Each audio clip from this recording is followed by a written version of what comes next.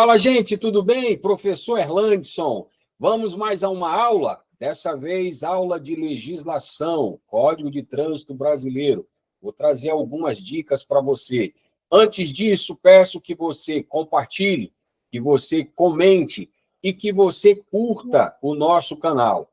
Assim vai nos ajudar a chegarmos a mais pessoas. Beleza? Vamos ao que interessa? Preste atenção nas dicas, hein? Vamos lá! E vamos nós, turma. Agora, a segunda parte do assunto de normas de circulação e conduta. No 2, nas vias não iluminadas, o condutor deve usar luz alta, exceto ao cruzar com outro veículo ou o veículo que o segue, né? O veículo que vem atrás. 3, a troca de luz baixa e alta de forma intermitente e por curto período de tempo, com o objetivo de advertir outros motoristas, só poderá ser utilizado para indicar a intenção de ultrapassar o veículo que segue à frente ou para indicar a existência de risco à segurança para os veículos que circulam no sentido contrário. Terceiro, o quarto melhor foi revogado. Quinto, o condutor utilizará o pisca-alerta nas seguintes situações. A, em imobilização em imobilizações ou situações de emergência. B, quando a regulamentação da via assim o determinar. O quinto, ou melhor, o sexto, durante a noite, em circulação, o condutor manterá aceso a luz da placa. E diga-se de passagem, luz de placa apagada é infração de trânsito. Sétimo, o condutor manterá acesas à noite as luzes de posição quando o veículo estiver parado para fins de embarque ou desembarque de passageiros e carga ou descargas de mercadoria, tá? As luzes de posição são chamados de faroletes. Os faróis, não necessariamente os faróis, as lanternas devem estar ligadas para indicar que você ali está. Parágrafo 1º. Os veículos de transporte coletivo de passageiros, quando circularem em faixas ou pista a eles destinada, e as motocicletas, motonetas e ciclomotores deverão utilizar-se de farol de luz baixa durante o dia e a noite. Parágrafo 2. Os veículos que não dispuserem de luzes de rodagem diurna, conhecido como DRL, deverão manter aceso os faróis nas rodovias de pista simples, situadas fora do perímetro urbano, mesmo durante o dia. Artigo 41. O condutor de veículo só poderá fazer uso de buzina desde que em toque breve nas seguintes situações. Primeiro, para fazer a advertência necessária a fim de evitar sinistros. Segundo, fora das áreas urbanas, quando for conveniente advertir a um condutor que se tem o propósito de ultrapassá-lo. E isso está lá na Lei 14.599 de 2023. Artigo 42. Nenhum condutor deverá frear bruscamente seu veículo, salvo por razão de segurança. Artigo 43. Ao regular a velocidade, o condutor deverá observar constantemente as condições físicas da via, do veículo e da carga, as condições meteorológicas e a intensidade do trânsito, obedecendo os limites máximos de velocidade estabelecidas para a via, além de, primeiro, não obstruir a marcha normal dos veículos em circulação sem causa justificada. Parar por quê? Por que parou? tem que ter uma justificativa para a qual, se houver o acidente, a colisão, vai haver prejuízos e danos. Tá? E aí entra o trabalho da perícia para detectar qual foi a real ou o real motivo do acidente. Aí diz, transitando a uma velocidade anormalmente reduzida. 2, sempre que quiser diminuir a velocidade de seu veículo, deverá antes certificar-se de que pode fazê-lo sem risco nem inconvenientes para os outros condutores e não ser, ou melhor, a não ser que haja perigo iminente. Um animal, um buraco, alguma coisa que você não esperava e do nada apareceu, aí você sim vai usar o freio de forma rápida, fazendo com que o veículo venha frear rapidamente. Mas isso eu não posso fazer em uma situação normal, porque eu posso gerar um acidente ou trazer perigo de um acidente para os demais usuários da via. Terceiro, indicar de forma clara, com a antecedência necessária, a sinalização devida à manobra de redução de velocidade. Artigo 44. Ao aproximar-se de qualquer tipo de cruzamento, o condutor do veículo deve demonstrar prudência especial, transitando em velocidade moderada, de forma que possa deter seu veículo com segurança, para dar passagem a pedestre e a veículos que tenham o direito de preferência. Artigo 44-A.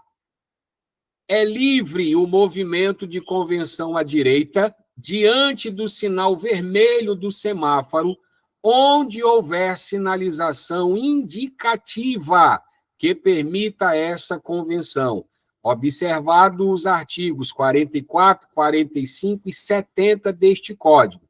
Está lá incluso na Lei 14.071 de 2020.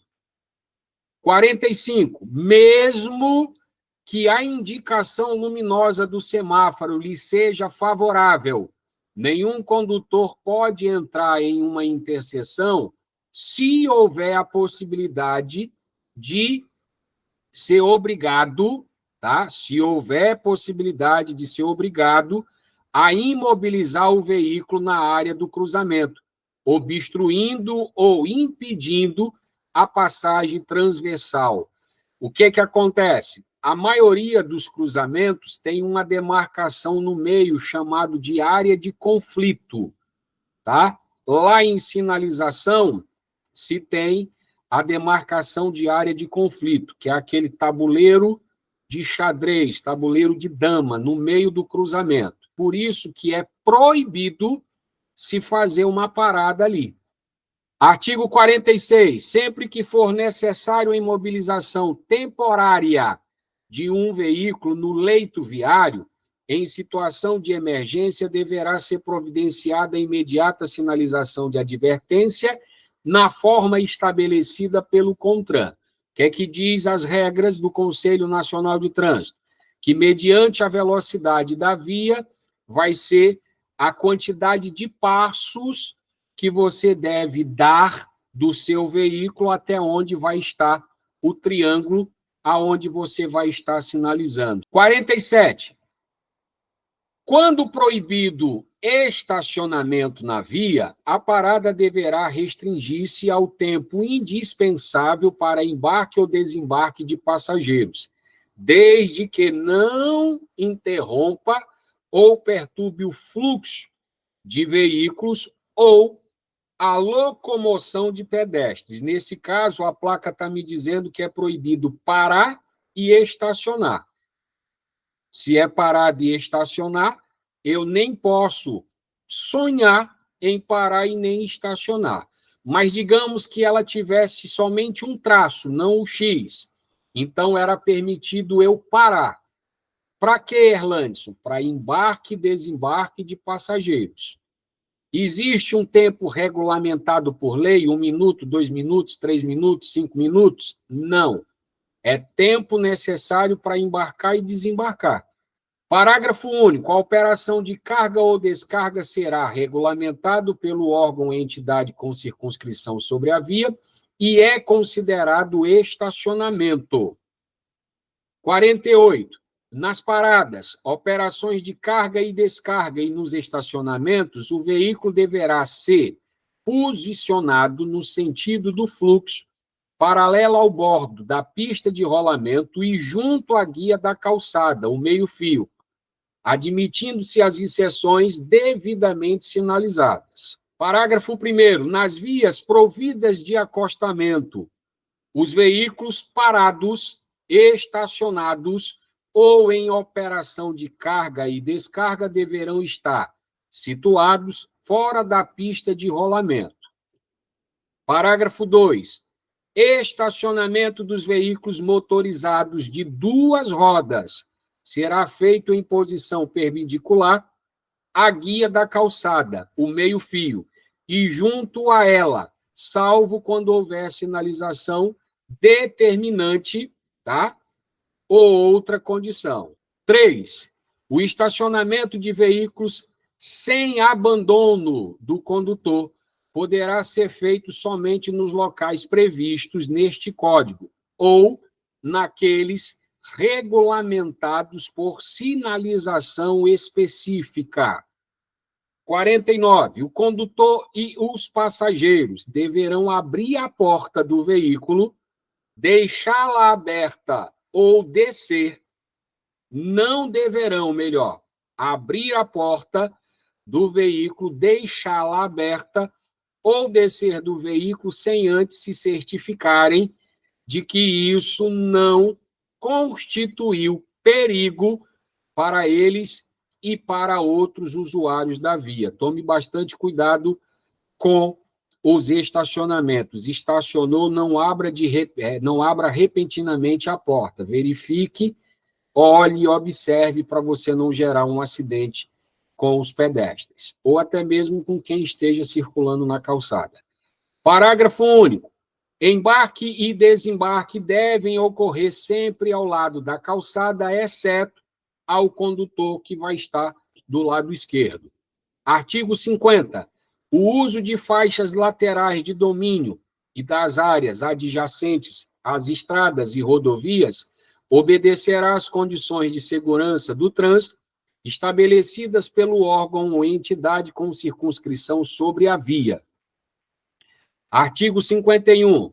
Nas vias internas pertencentes a condomínios construídos por unidades autônomas, a sinalização de regulamentação da via será implantada e mantida às expensas do condomínio após a aprovação dos projetos pelo órgão ou entidade com circunscrição sobre a via.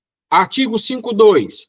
Os veículos de tração animal serão conduzidos pela direita da pista junto à guia da calçada, meio-fio ou acostamento, sempre que houver, ou melhor, sempre que não houver faixa especial a eles destinadas, devendo seus condutores obedecer no que couber as normas de circulação previstas neste Código e as que vierem a ser fixada pelo órgão ou entidade com circunscrição sobre a via. Artigo 53. Os animais isolados ou em grupos só podem circular nas vias quando conduzidos por uma guia, observado o seguinte. Primeiro, para facilitar o deslocamento, os rebanhos deverão ser divididos em grupos de tamanho moderado e separado um dos outros, por espaços suficientes para não obstruir o trânsito. Segundo, os animais que circularem pela pista de rolamento deverão ser mantidos junto ao bordo da pista. Por isso que se tem sempre operações que envolvem os órgãos de competência, DETRAN, DENIT, Polícia Rodoviária Federal, Polícia Rodoviária Estadual, e até mesmo o Demutran, para fazer a retirada de animais de grande porte que estão soltos. Tá? E esses animais são recolhidos, levados a um depósito, uma fazenda, um local, aonde é esperado um tempo de até 15 dias para que seja reclamado pelos seus proprietários. Se assim os seus proprietários não reclamarem ao prazo de 15 dias, esses animais são levados a um processo de doação. Então, o órgão vai lá, faz toda a inspeção sanitária, vê se aquele animal tem condições de ser beneficiado a carne, ou vai para algumas fazendas que são fazendas essas credenciadas, tá? Que recebem o apoio dos governos para poder manter esses animais, até que seja achado um destino final para esses animais. Artigo 5.4. Os condutores de motocicleta, motonetas e ciclomotores só poderão circular nas vias. Primeiro, utilizando capacete de segurança com viseira ou óculos protetores. Segundo, segurando o guidão com as duas mãos, como está aí a foto. Terceiro, usando vestuário de proteção de acordo com as especificações do CONTRAN. O CONTRAN recomenda que você faça uso de luva, de cotoveleira, de joelheira, de bota. Para quê? Sua segurança.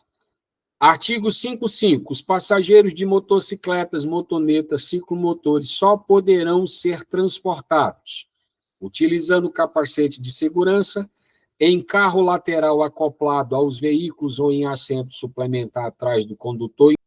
Terceiro, usando vestuário de proteção de acordo com as especificações do CONTRAN. E a resolução 453 de 2013 do Conselho Nacional de Trânsito fala sobre o uso de capacetes. Uma pergunta muito comum que a gente ouve todo santo dia: Erlandson, qual é o capacete que me é permitido usar? Todo e qualquer capacete que seja certificado pelo Inmetro.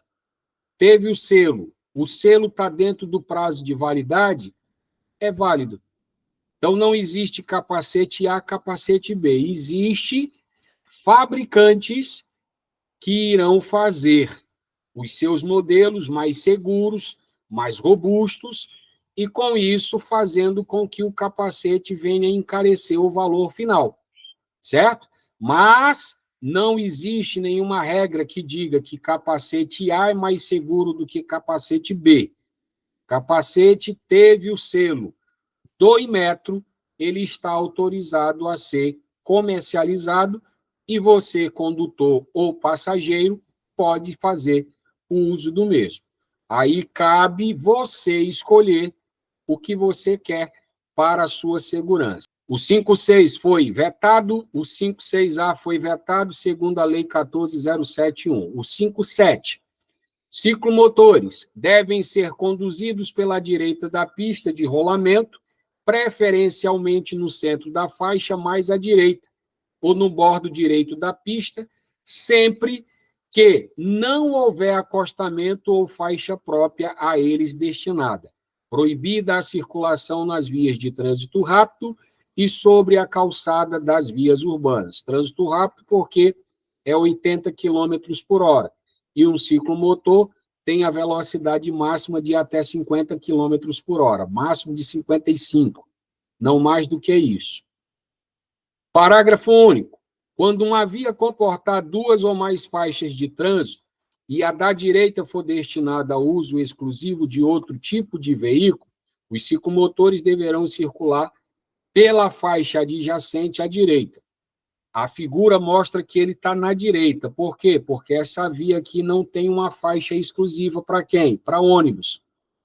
Quando se tem uma faixa exclusiva para ônibus, então ele vai andar aonde está ali o carrinho azul, a faixa adjacente mais à direita, tá? 5.8.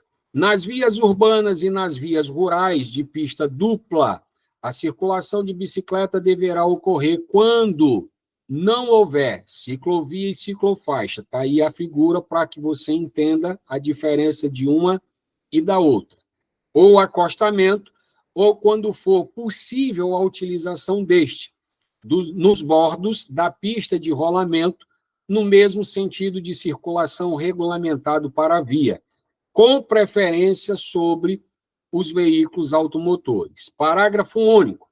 A autoridade de trânsito com circunscrição sobre a via poderá autorizar a circulação de bicicleta no sentido contrário ao fluxo dos veículos automotores, desde que dotados trechos de ciclofaixa.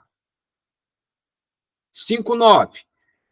Desde que autorizado e devidamente sinalizado pelo órgão ou entidade com circunscrição sobre a via, será permitida a circulação de bicicleta nos passeios.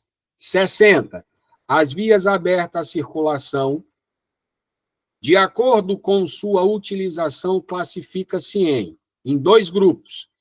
Primeiro, vias urbanas, trânsito rápido, arterial, coletora e local, vias rurais, rodovias e estradas. O 61, a velocidade máxima permitida para a via, só voltando aqui, tá, gente?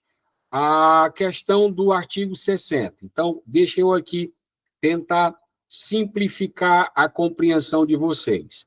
Quando se trata de vias urbanas, eu estou falando daquilo que tenha uma civilização.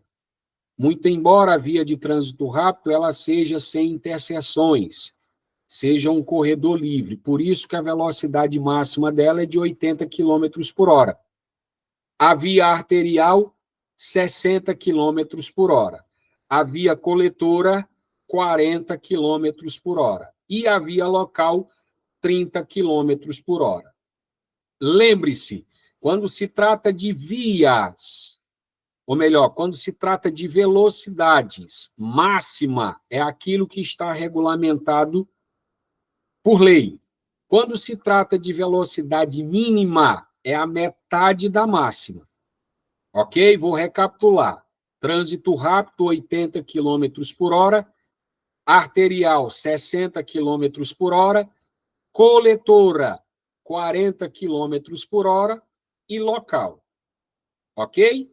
30 km por hora.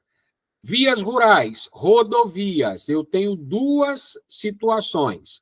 Rodovia de pista dupla, que a velocidade máxima é 110 km por hora, e rodovia, no caso, de pista simples, que reduz para 100 km por hora. Artigo 61. A velocidade máxima permitida para a via será indicada por meio de sinalização, obedecida às características técnicas e às condições do trânsito. Parágrafo 1º. Onde não existir sinalização regulamentadora, a velocidade máxima será. Olha lá, deixa eu ir grifando aqui para vocês terem noção. Ó, via de trânsito rápido. A via de trânsito rápido é 80 km por hora. A via arterial, 60 km por hora. A via coletora, 40 km por hora. E as locais é 30 km por hora. Se é 80, a mínima é 40. 60, mínima 30, 40, mínima 20, 30, mínima 15. Vamos lá, o primeiro exemplo. Nas vias rurais, eu tenho a rodovia de pista dupla. Por que dupla? Veja que vem 2 faixas e vai 2 faixas. Aí vem, ó, 110 km por hora para automóveis, caminhonetas e caminhonetes e motocicletas, dado a redação da Lei 14.440. 90 km para os demais veículos. O 3 foi revogado pela Lei 13.281 de 2016. B. Nas rodovias de pista simples, veja que agora uma vai e outra vem, e a linha divisória é de cor amarela. 100 km por hora para automóveis, caminhonetas, caminhonetes e motocicletas, e 90 km para os demais. e as estradas, que são as carroçais, sem pavimento, sem sinalização, 60 km para todos os veículos. Essa é a velocidade máxima. Lembre-se da máxima para você entender quando for lhe perguntado sobre a mínima. Artigo 62. A velocidade mínima não poderá ser inferior à metade da máxima estabelecida, respeitada as condições operacionais do trânsito e da via. 63 foi vetado. E o 64 fala: as crianças com idade inferior a 10 anos que não tenham atingido a altura de 1,45 m devem ser transportados nos bancos traseiros e dispositivos de retenção adequado melhor para cada idade. Peso e altura, salvo as inserções relacionadas aos tipos específicos de veículos regulamentado pelo CONTRAN. Se o teu veículo só tem banco dianteiro, é óbvio que tu vai ter que levar a criança no banco dianteiro.